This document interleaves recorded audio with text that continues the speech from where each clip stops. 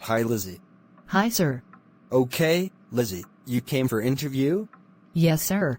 Lizzie, which post you have applied for? Sir, accounts, finance and tax-related profile. Okay, what do you know about house rent allowance? Sir, in addition of salary, allowances are given. A house rent allowance is exempted under Section 1013A, Rule 2A, of the Income Tax Act 1961.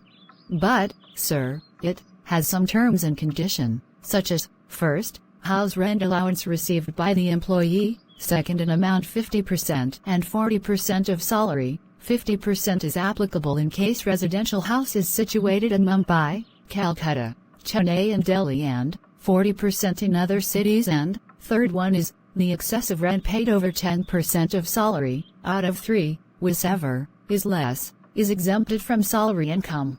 Okay, now tell me, a person giving rent amount to rupees 8,500 per month, what documents are required to avail the exemption? Sir, to avail the tax exemption of house rent allowance, one should have rent agreement, payment proof of rent paid, and last but not least, if the payment of rent is more than rupees 1 lakh per annum, permanent account number of the property owner, landlord, must require. Okay, now tell me, if the rent is amount to rupees 3,000 per month, in this case payment of proof, rent receipt is required? Sir, as per my opinion, when someone give property on rent, a proper documents rent agreement for at least 11 months should have made, and if more than 11 months, one should register the said rent agreement to secure his property, and legal requirements may require in future. However, as per Income Tax Act, if the rent is less than 3,000 per month, may not require to avail the house rent allowance exemption.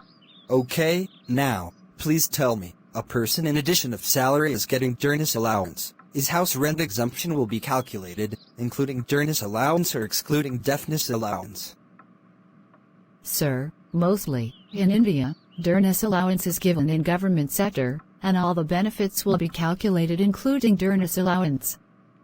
Hence, house rent allowance exemption is also calculated including dearness allowance. Okay, now tell me, what is Section 80GG of Income Tax Act 1961?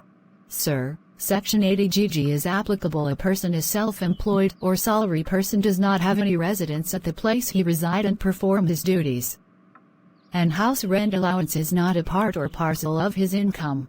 Sir, deductions under Section 80GG will be available as per the terms and conditions, such as, first, maximum rupees 5,000 is allowed, second, 25% of total income excluding long-term and short-term capital gain and income referred Section 115A and 115D, and before deductions under Section 80C to 80U, third, in excessive rent paid over 10% of total income, least of the said amount will be deducted from his income.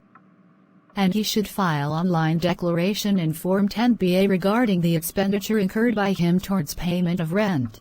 Now, tell me, if an individual paying rent more than rupees 50,000 to landlord, what are the tax consequences individual should follow? Sir, Section 194IB of Income Tax Act 1961, every individual including HUF is paying rent more than 50,000 to their landlord, TDS at the rate of 5% to be deducted, and deposit the same within 30 days to the Income Tax Department, simultaneously file the rerun Form 26QC and issue a certificate of Form 16C to their landlord. Excellent.